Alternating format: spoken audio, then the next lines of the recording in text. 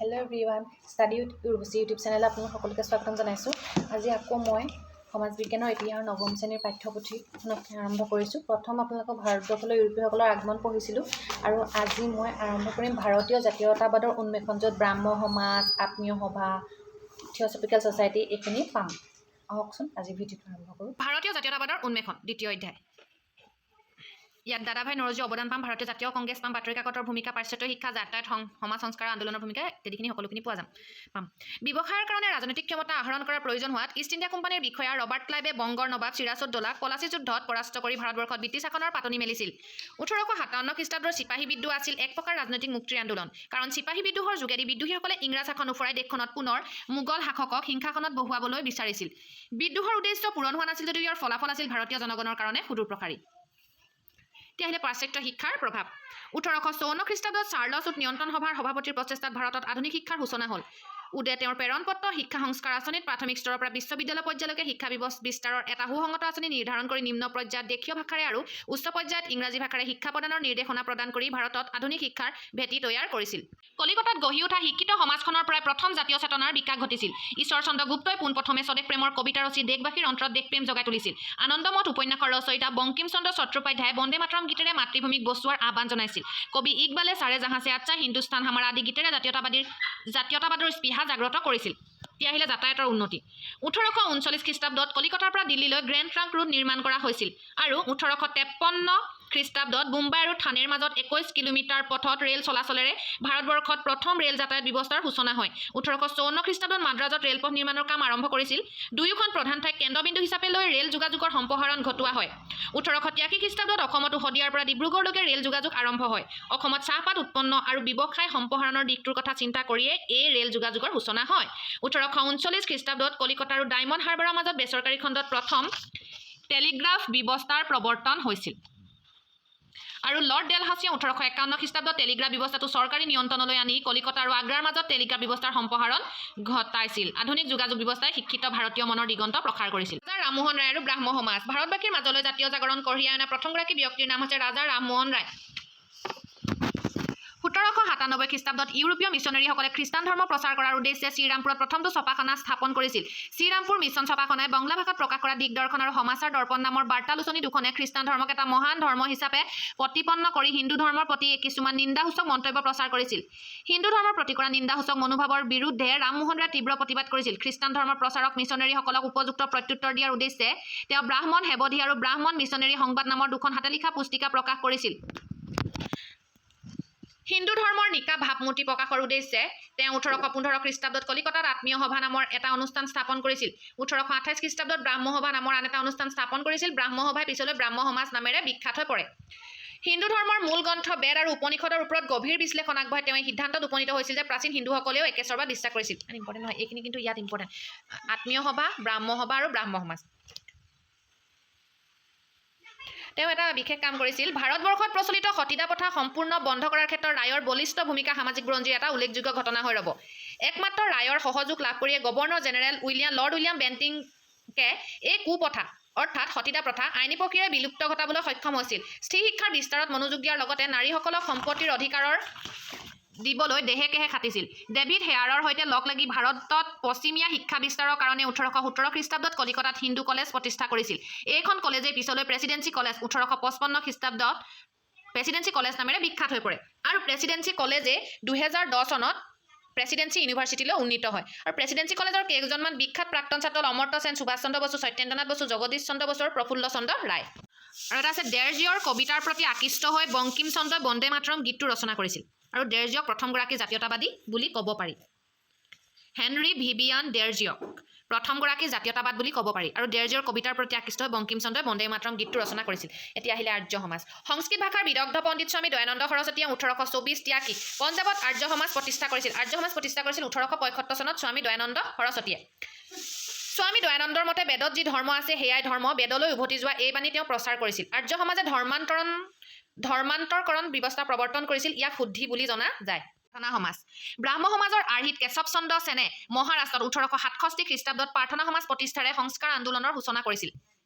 প্ৰাৰ্থনা সমাজে সমাজ সংস্কাৰৰ ক্ষেত্ৰত অধিক গুৰুত্ব দিছিল। সমগ্ৰ দক্ষিণ ভাৰতত এই অনুষ্ঠানে সংস্কাৰমুখী এটা প্ৰবল আৰু আলোড়নৰ সৃষ্টি কৰিব পাৰিছিল। প্ৰাৰ্থনা সমাজৰ মূল নেতৃত্ব গ্ৰহণ কৰিছিল জাষ্টিছ মহাদেৱ গোবিন্দ ৰানাডে আৰু গোবিন্দ ৰানাডেৰ একান্ত চেষ্টাত বিধৱা বিবাহ সংস্থা আৰু দাক্ষিণাত্য শিক্ষা সমাজ নামৰ দুটা বিখ্যাত অনুষ্ঠান গঢ়ি উঠিছিল। তেতিয়াহ'লে ৰামকৃষ্ণ মিছন।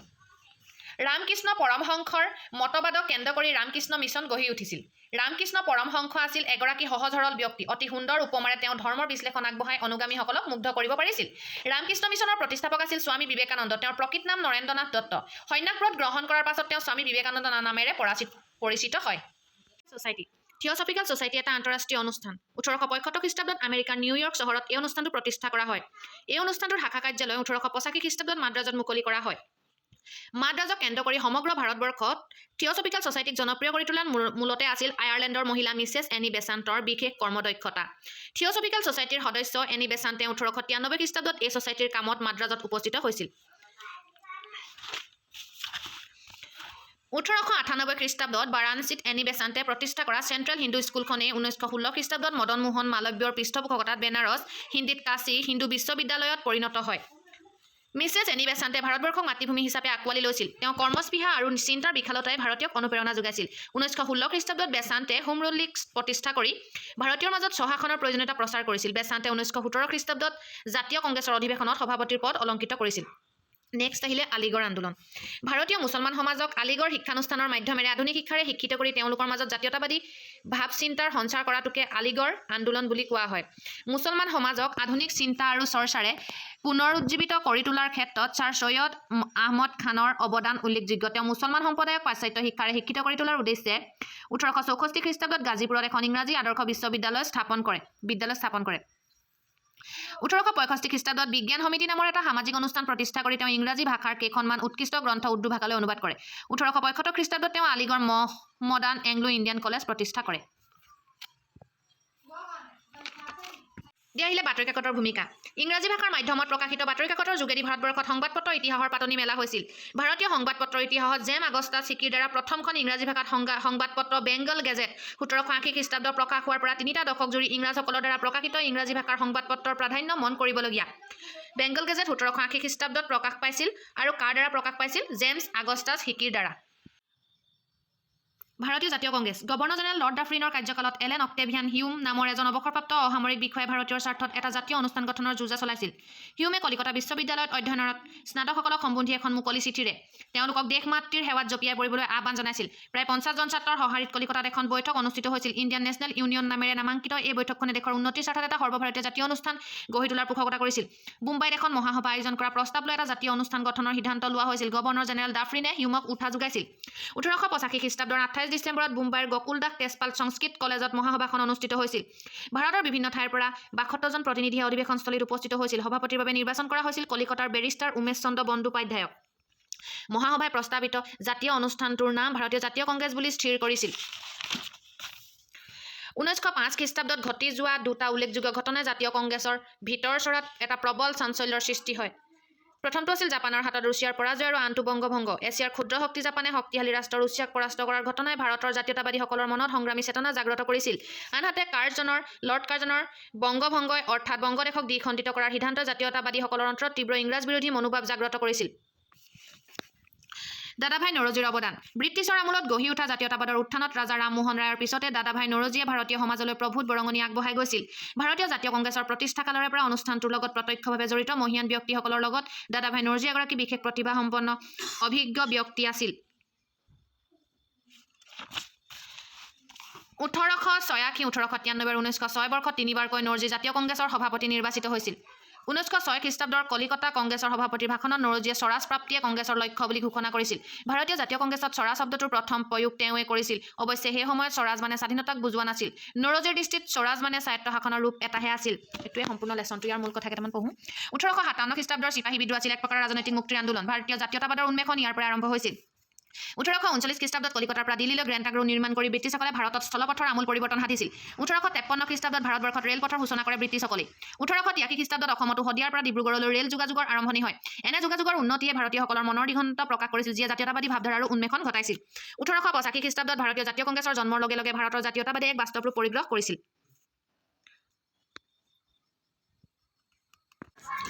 এতিয়া মই এই পাঠটো অলপ ৰিভাইজ কৰি লওঁ, পাহৰি যাব পাৰোঁ। এবাৰ ৰিভাইজ কৰাৰ পিছত আপোনালোকৰ ওচৰলৈ আহি আছোঁ। আজি ইমানখিনি আলোচনা কৰিলোঁ ভাৰতীয় জাতীয়তাবাদৰ উন্মেষণৰ বিষয়ে। ইয়াত ভাৰতীয় জাতীয় কংগ্ৰেছ, বাতৰি কাকতৰ ভূমিকা, প্ৰথম বাতৰি কাকত কোনখন আছিল, থিঅ'চফিকেল ছ'চাইটি, ভাৰতীয় জাতীয় কংগ্ৰেছ বংগভংগ কেনেকৈ হৈছিল, তাৰোপৰি দাদাভাই নৰজী আৰু ব্ৰাহ্ম সমাজ, প্ৰাৰ্থনা সমাজ, আত্মীয় সভা, ৰামকৃষ্ণ মিছন ইত্যাদি, আৰু বন্দে মাতৰম গীতটো কোনে ৰচনা কৰিছিল, আৰু চাৰে জাহাঁ সে আচ্ছা গীতটোৰ গীতিকাৰ কোন, ইত্যাদি ইত্যাদি সকলোখিনি আলোচনা কৰিলোঁ। আজিলৈ ইমানেই। যদি ভিডিঅ'টো চাই ভাল পায় তেন্তে লাইক, কমেণ্ট, শ্বেয়াৰ, ছাবস্ক্ৰাইব কৰিবলৈ নাপাহৰিব। কাষত থকা বেল আইকনটো প্ৰেছ কৰি দিব।